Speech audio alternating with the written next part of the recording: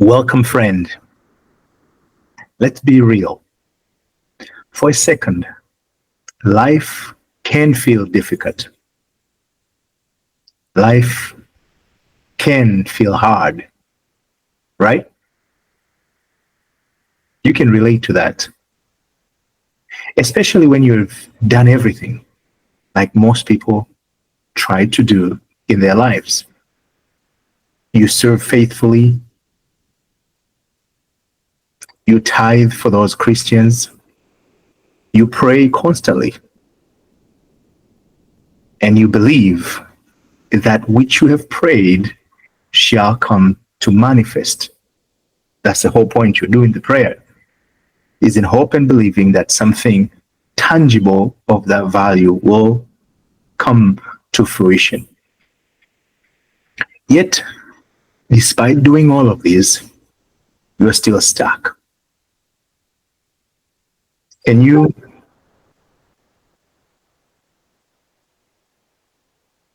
can you really relate to that? Do you feel that? Just imagine you've done everything that you know to have done or to be doing, and yet you're finding yourself in the same cycle of life. What happened yesterday, somehow it repeats itself tomorrow. And so the journey continues. You are in this merry-go-round and no way out. And most people, as I have been, feel the same way, where the bills stack up. The marriage, for those who are married, it feels strained or distant. And your soul, yep, you feel tired because you're doing the same thing and you're making no progress. Just imagine. Imagine being on a treadmill and you keep pedaling along and you can't seem to see the results. You feel strained, tired, overworked, with no results in the near and apparent near present time you're working it. You're going to be frustrated. You're going to feel tired. And so you are really tired today because of that which you're experiencing.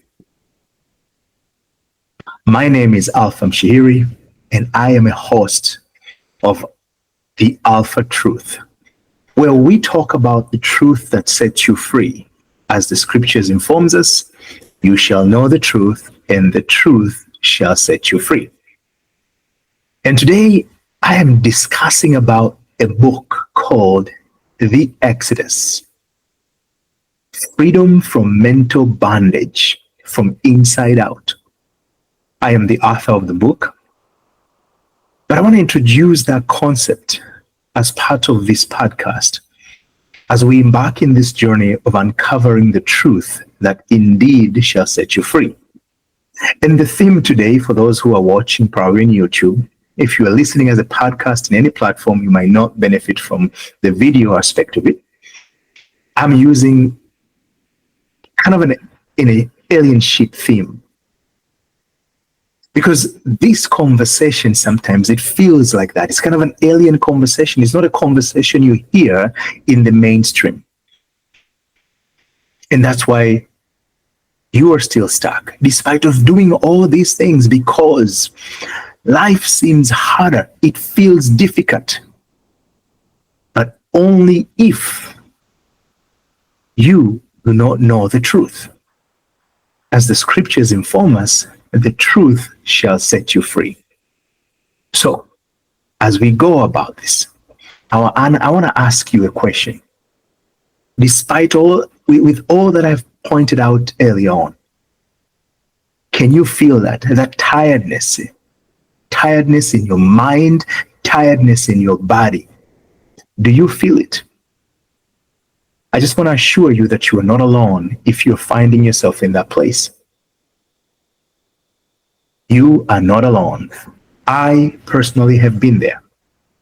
And today, I want to take you in a journey, not just a story or my story, but a roadmap that you need to know so that you can find an easier way in life than the one you have been given all this far. I am very confident and sure that if you're given a path that will make it easier and expedite your journey to where you want to go, to the experience you seek to experience, to the freedom, financial freedom you want to experience, the spiritual freedom that you long for, that relationship that you think you should have it, that relationship you have aspired, you dream of. And today I want to share with you that journey. I want to take you in that journey. And this is the Exodus Within. So first, I want to thank my publisher for publishing The Exodus Within. Freedom from mental bondage from inside out, so you can live to your fullest experience in life. You can find a copy of this book in Amazon. For those who have Apple, you can find an ebook in Apple as well as an audiobook. But for the physical book, you will have to find it in Amazon, both in hard copy and soft cover. Hard cover and soft cover as well. And also, you can get it, I believe, in Barnes and Noble. But regardless, definitely at Amazon, The Exodus Within by Alpha Mshihiri. And Alpha is ALPHA, MSHIHIRI.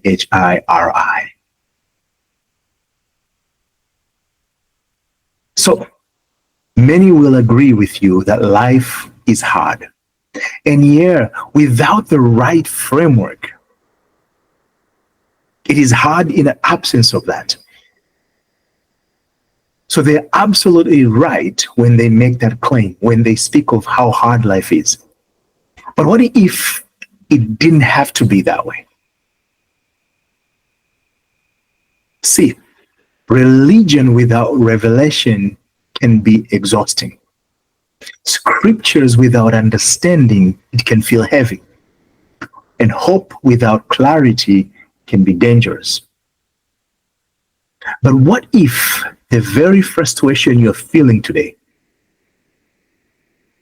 does not mean something is wrong? It's not the end. What if it's the beginning? Because remember, in the book of Genesis, we're told, in the beginning, yes, God created heaven and earth, but in that beginning, the world was with void, was formless. It is out in the formless that God created things, not in a form, meaning not in a fullness of things. He created things absence that. So your challenges, the hardship, the difficulties, the frustration you're feeling, it is that very void where creation begins and newness knocks at your door.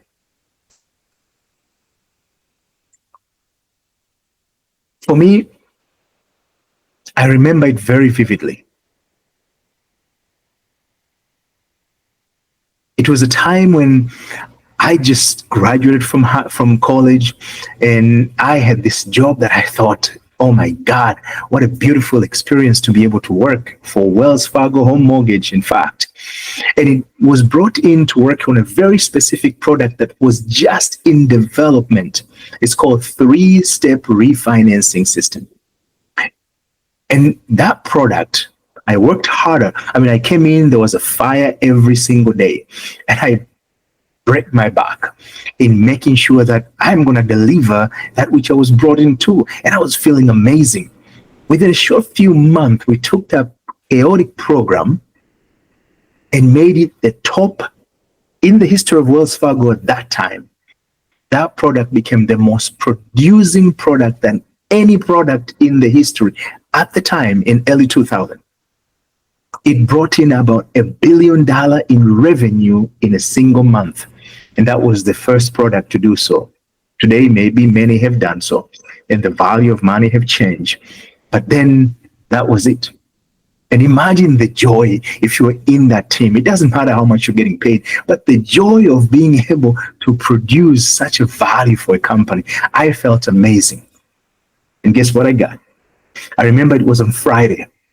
After the news came in, that our director said, we got to do a celebration. We're going to have some events. It was only actually 2 people, 3 people, project manager.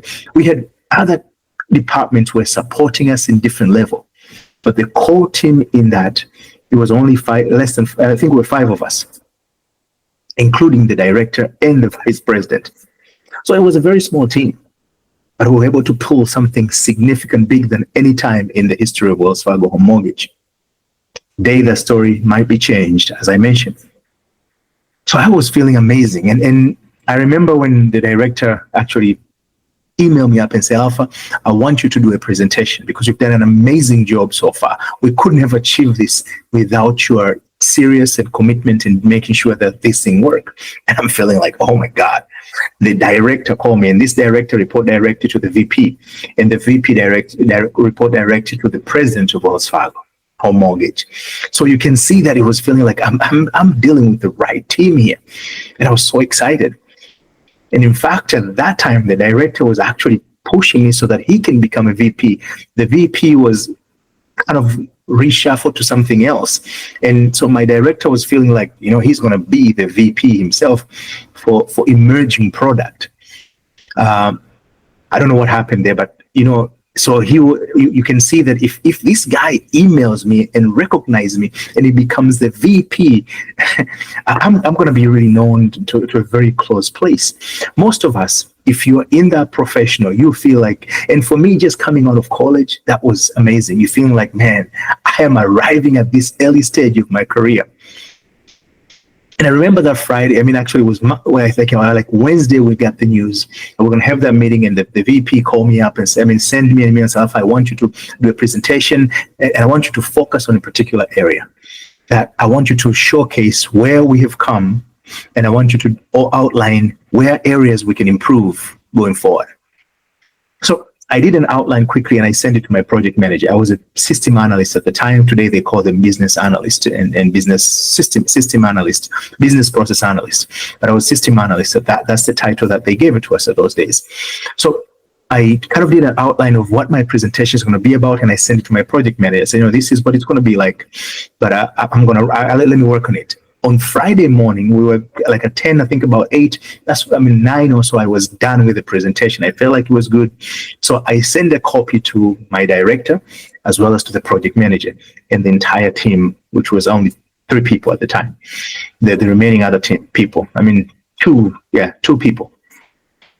So what I did is I shared them, and then 10 o'clock I showed up and I presented, and it was fabulous. I got actually the biggest prize. There were 5 prizes for the entire team. I took home 4 of the prizes, and one of them, I think it was 2,500. Either it's 250 or 2,500. I can't remember. It's been a long time, but there was a monetary value of. It's a joke when you think. When you think from the 2,500, somebody give it to you, it's like, wow, it's a lot of money. But in relative to what?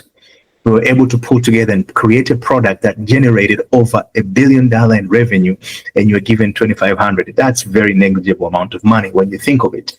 But anyway, it didn't matter at the time. I was recognized, and that's what really matters. But that Friday, as I remember, walking the office feeling like I'm at the highest moment. On Saturday, I get a call and they're telling me that I cannot return back to work on Monday. And I'm thinking maybe it's a holiday. So I'm thinking, okay, what's going on? Oh, I'm like, there's no holiday. And as I kept pushing the person on the other end said, I'm just going to be honest. I'm disappointed to the fact that this decision was made, but here's the fact. Your project manager feels like you're not a very good team player. And I said, what? I've been involved, you kind of get that moment and like, what's going on? And he said, this is what happened. Apparently there was a project that was very, very important, and you didn't include her in the process of what you were going to present, so she wouldn't be surprised or what conversation you're going to have. I said, but I gave an outline of what I'm going to do, and we got that request on Wednesday. Not only that I get an outline, I shared an outline with her, and then I did my best before presenting it. I shared with her. Of course, by the time I shared with her, it was already too late. I had already shared with other people. But she never gave me any feedback or inclination that she needed more than my outline of the presentation. But there was nothing to argue. So I'm like, okay. And I'm sitting there. That weekend was one of the heaviest weekend. I'm thinking, okay, how am I going to do it? What next? And I'm frustrated, but I'm also confused, and I'm hurt at the same time. I'm like, I just had the best moment on Friday, and just come 24 hours later, I'm having the worst news. So as I was contemplating that and trying to figure it out what to do next, I mean, it was obvious that I just have to kind of move. I just got to let it be. And so I said, I'm going to take the week to kind of figure it out. So I kind of updated my resume and everything else, posted it out. Come somewhere middle of the week, my wife comes home and she says, man, there was an issue at work. I lost my job because there was a nurse who was working as a CNA, I believe, or something to that effect. So there was a nurse who was mistreating a patient. And it has happened over and over. So my wife decided just, because she talked to the nurse, they knew each other, but the nurse was not responding positively.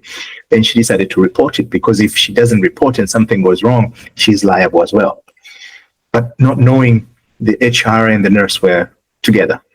So they reversed the code. They trying to figure things out. They didn't say that she did anything, but they created all this scenario of nonsense. They told her they're going to suspend her because she's making up stories and everything else. But suspense, which really meant that they want to let her go. So that was kind of so we're sitting there together, two unemployed. We just bought our new home because the income was getting better. So we changed, and we had another house that we rented out. I'm like, I'm living an American dream. I have a house that is rented, and now I have this beautiful house that we're living in. We're loving it. And all of a sudden, there was no flow of money to support that. I thought things were getting better, just to find out things were getting worse. I don't know where you are in your life today. You're not here listening to this podcast by mistake. Definitely there's something that pulled you to this moment.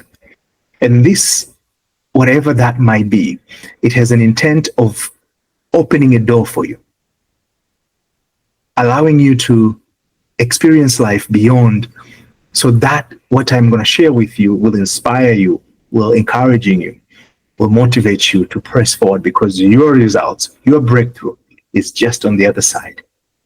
Not because you got to chase it, it's on the other side because you have to persist.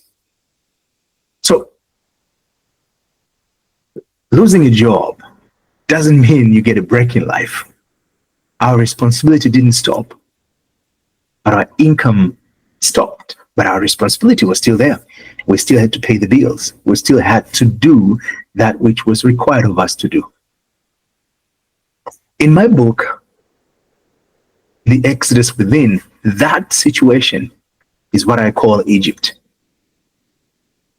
In the story, we're told the children of Israel, they were treated harshly. And how were treated harshly? They labored, heavy labor, but that which was given to them as their portion for the labor was not equal to the labor they put in. In an essence, they put more hours, today we'll say, but they did not receive a compensation consistent with that.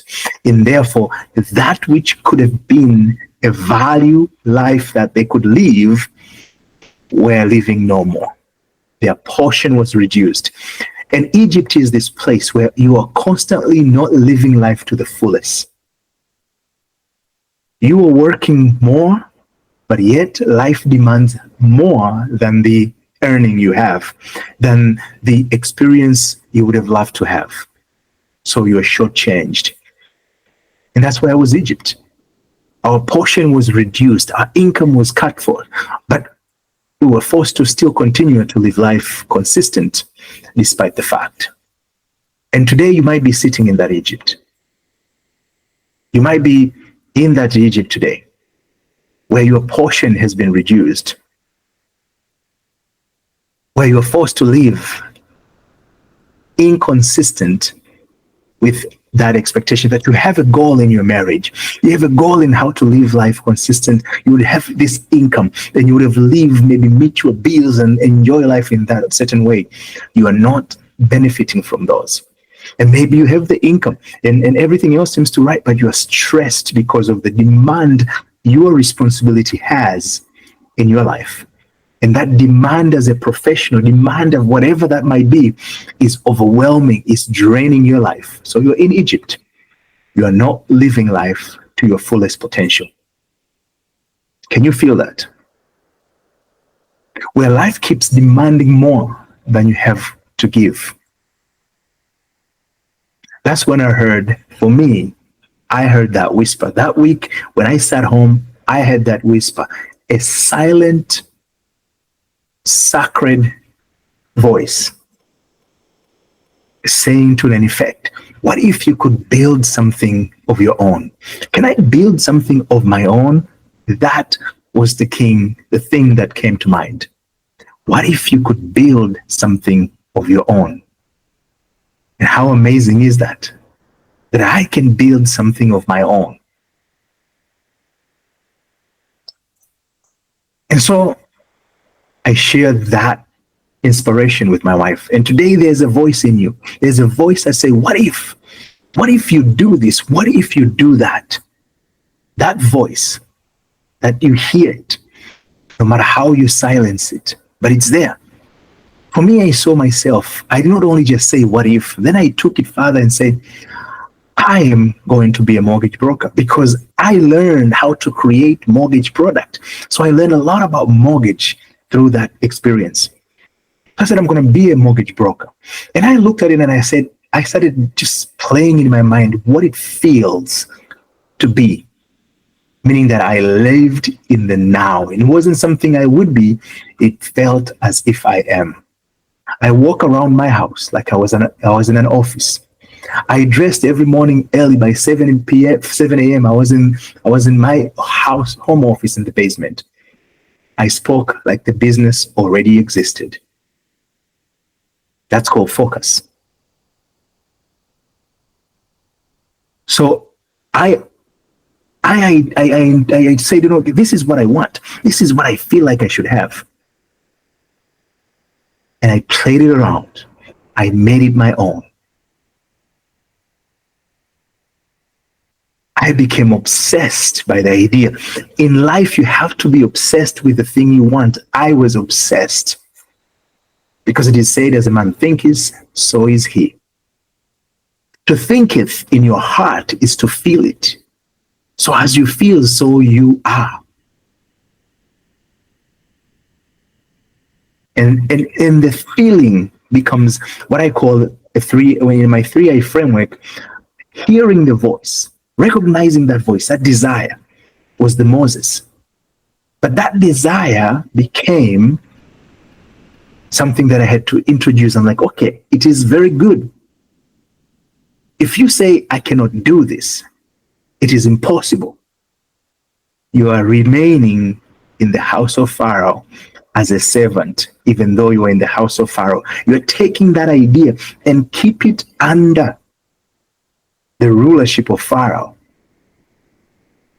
Some people say I'd rather be a slave in the king's house.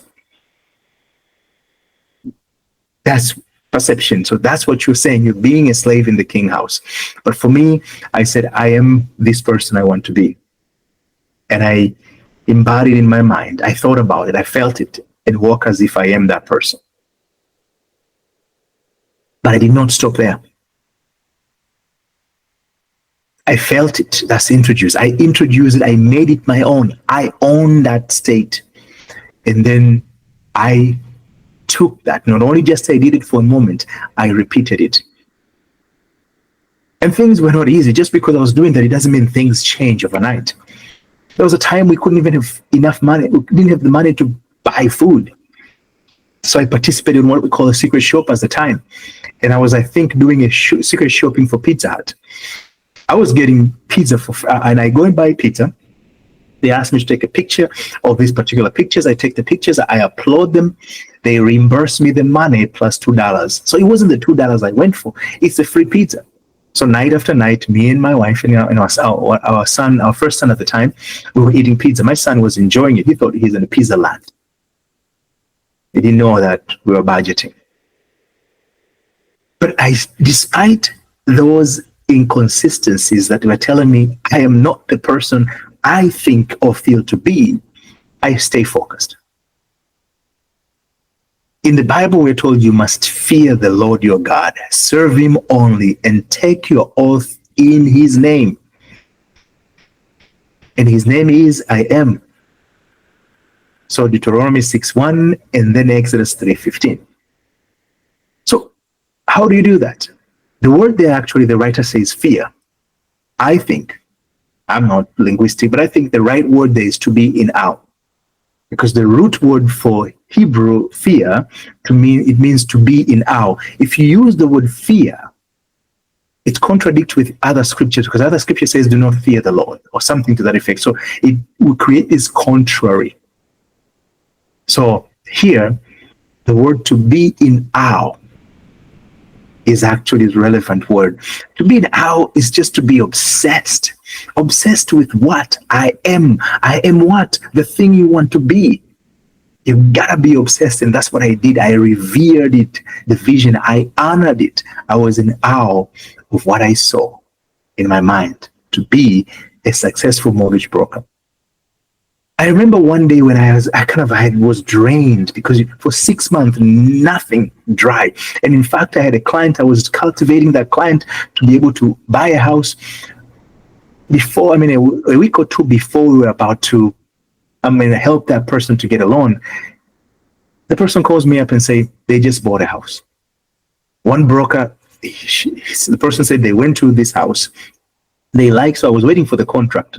But the realtor referred them to a broker, and a broker made them close the house on the weekend. I said, you can't close the house on the weekend because money cannot be moved. So they might have made you sign the paper, but you didn't close yet. But the person didn't know much. So I said, I can't fight for this. So I was really broken. I felt low. We were living close to Mississippi River. So I didn't even tell my wife anything. I was so drained that day.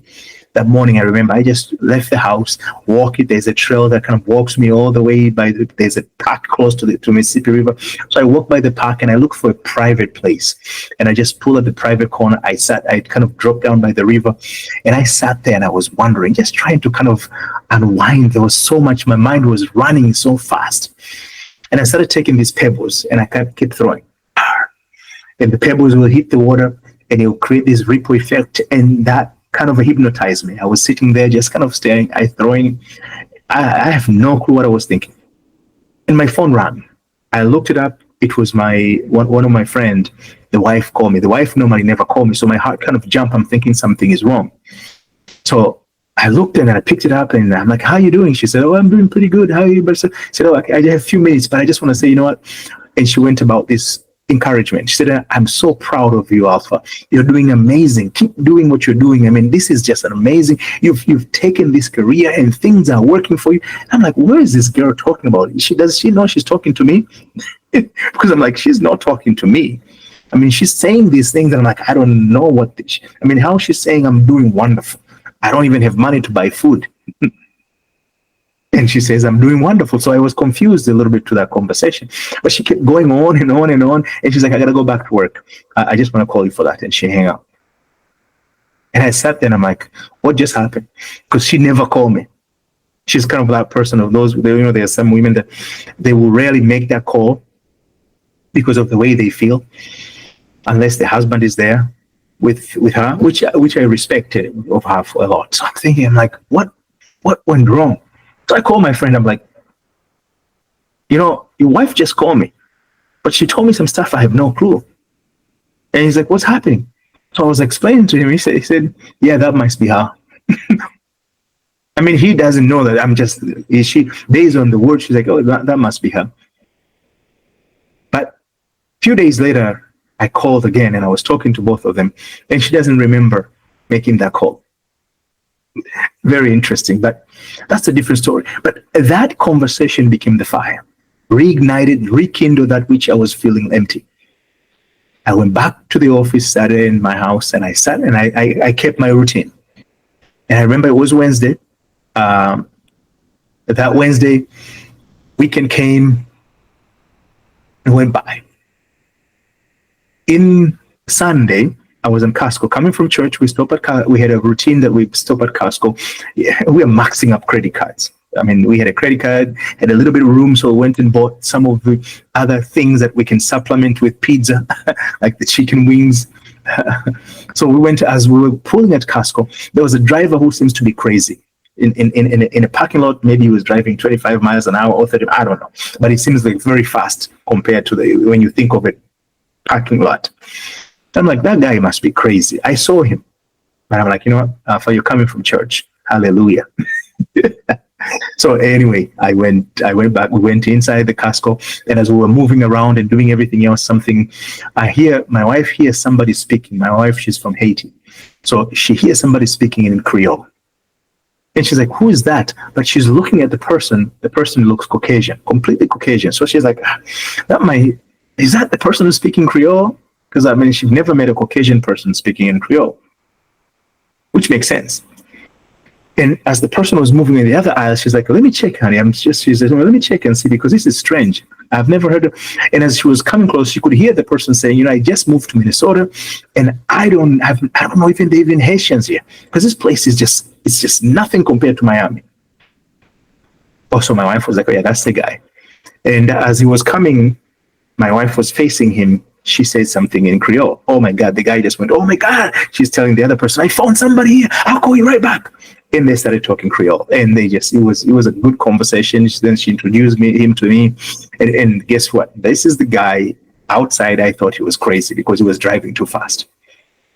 But we started talking, and he said, you know, he just moved him and his wife. They were living in Florida, in Miami, and everything else. But because of the mother-in-law who lives in Minnesota, they have to come and help her. She's getting old and all that stuff. And the conversation was pretty good. But along the way, she said that actually, as they were talking, she was telling the guy that my husband is a mortgage broker. And he just turned to me and said, oh, you're a mortgage broker? I said, yes, I'm a mortgage broker. He said, guess what? We're just about to close our house in 2 weeks. Guess what? He said, hold a second. He called his wife and said, you know what? I found a mortgage broker. But the wife was telling him on the phone, we already have a loan officer who's doing the loan. That's why we're closing in 2 weeks. That means we already get the finance. The guy told his wife, I don't care. I have my man here. I know this is my best friend. He got to do the loan. I have never met the man. I just met him. That's the beauty when you follow the path, when you act consistent, when you stay focused, regardless of the appearance of things. God will say, let my people go.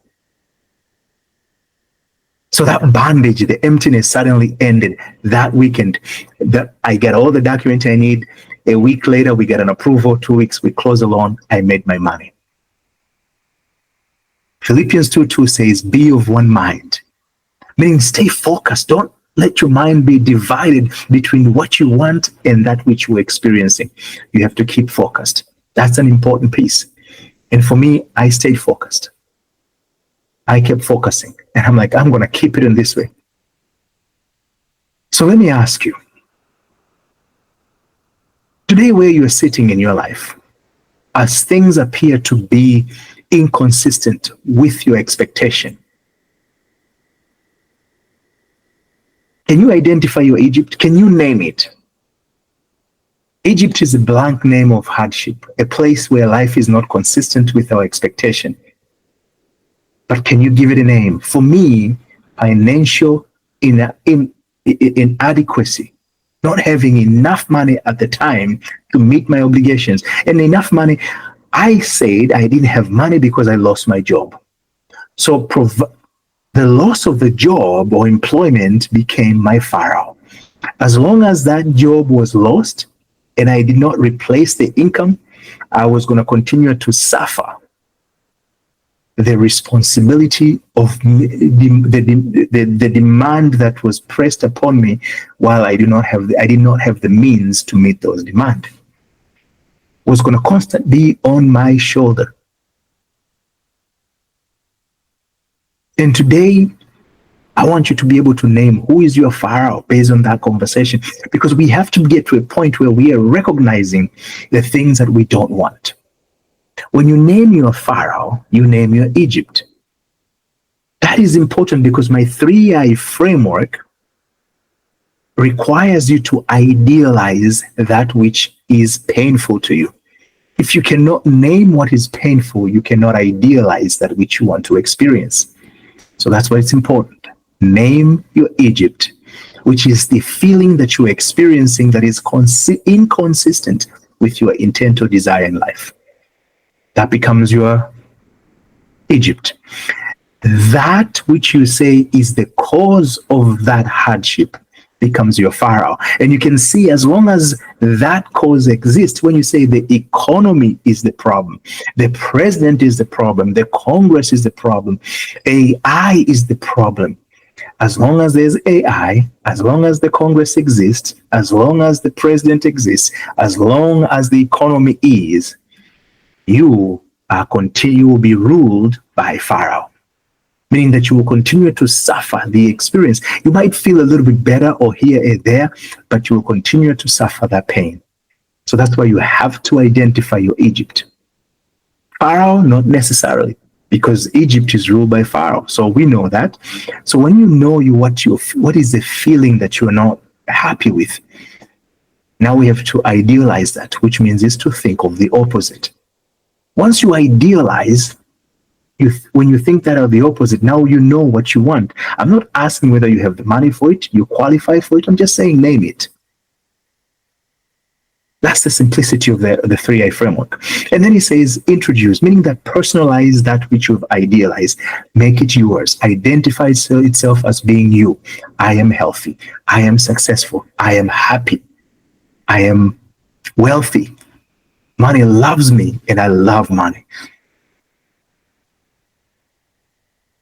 I know that's a contradictory statement, but in a different conversation, we'll have and break it down what that scripture means and how does it affect you when you take it from the letter point of view.